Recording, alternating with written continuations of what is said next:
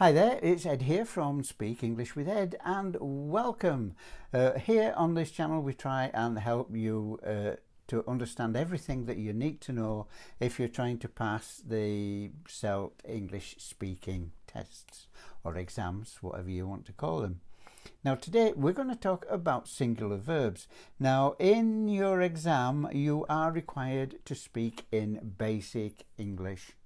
You're required to use basic English sentences. So what is a basic English sentence? Well, it's really a sentence that carries one thought, one idea. That's all. Basic, simple. Something like I work is a basic sentence, or I work at the restaurant. These are basic sentences that's just carrying one thought, one idea. Nothing complicated, nothing joined up, anything like that. Now, there's two essential parts to a sentence. One of them is you need a subject, and the other is you need a verb. Now, there's certain rules that you've got to apply when you're choosing a verb to go with the subject. You must adhere to certain rules, and one of these rules is that they must agree in number.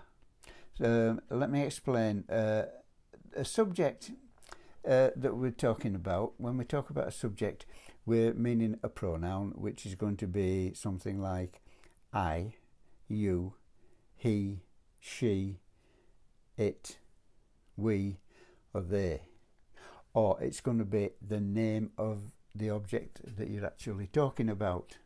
These are going to be the subjects. Now, he, out of those pronouns there, he, she, it, and the name of the object are all talking about one. They're talking about he, we're talking about one person. She, we're talking about one person. It, we're talking about one object. And if I name my camera, if I say the camera, we're talking about this camera. I'm not talking about another camera, I'm talking about this particular camera. So that means these are all singular pronouns because they're talking about one. Now if I go on and I talk about we and they, we means me and somebody else. They means a few other people that doesn't include me. Then we're talking about plural pronouns because they're talking about more than one person. Plural meaning more than one. Now, I know that I and you are singular pronouns, but I and you don't really come into this rule because they've got a set of rules of their own. So I'm not going to discuss, or I'm not going to include I and you in this what we're talking about now, in number matching with numbers, because that's slightly different. So we must match the verb in our sentence to the subject type in number. Okay, so if there's any part of this so far that you're not quite understanding, then please write your questions. Write a question or ask for an explanation a little bit better in the comments below this video, and I promise you that I will get back to you and I'll answer your questions down in the comments. That way, if anybody else has got problems, they can read the answers that you've asked, and you're helping everybody by writing your questions in the comments below. So, how do you know which verbs are singular and which verbs are plural? So the plural verbs, they're the same as the root verb in the dictionary. Whatever you see as the root verb, that is what you use with a plural pronoun. And for singular pronouns, he, she, and it, then you would add an S or an ES, and we'll get to that in a minute. But you would add an S to the end of the verb. Let's take the sentence he works. Now this means that he works.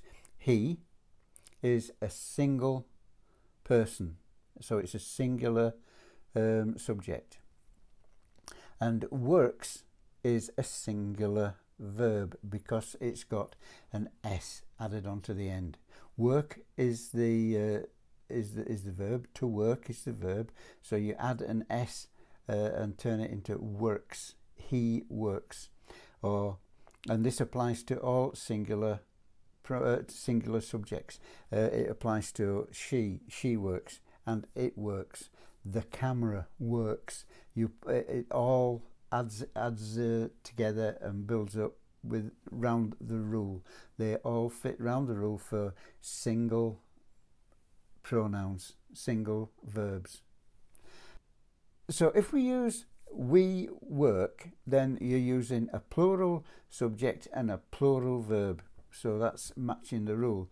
And if you use he works, then you're using a single subject and a single verb, so you're matching the rule. So you remember, you've got to make the verb agree with the subject in your sentence.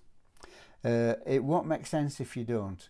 It won't make sense at all, because he work doesn't work.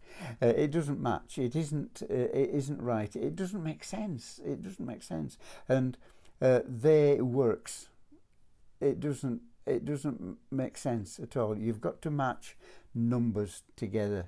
So you match the number of the verb to the number of the subject, and then you've got something that sounds sweet on the ears, and it matches, and you know what it is. But what happens if the verb ends in an S? We're adding an S, but what happens if it already ends in an S? Well, there, the same rule applies. Only instead of adding S, you add an ES. Let's take the verb cross, to cross the road. Now, I can say that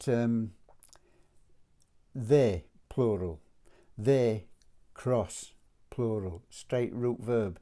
It's the root verb, cross is the root verb in the dictionary, and that's what you use. So they cross, we cross. But if you get in the single one, then he, she and it, you add es, so you get cross as, es at the end, crosses. So it's the same rule. It's exactly the same, only you put es instead of just s. Make sure that you match the subject and the verb number wise together. They must match in number. Now I'm going to try and keep these videos short, because what I want you to do is I don't want to overwhelm you with too much information, so I want to give you a little bit at a time, and that way you can understand, you can digest it, you can let it settle in your memory, so that it retain it in your memory.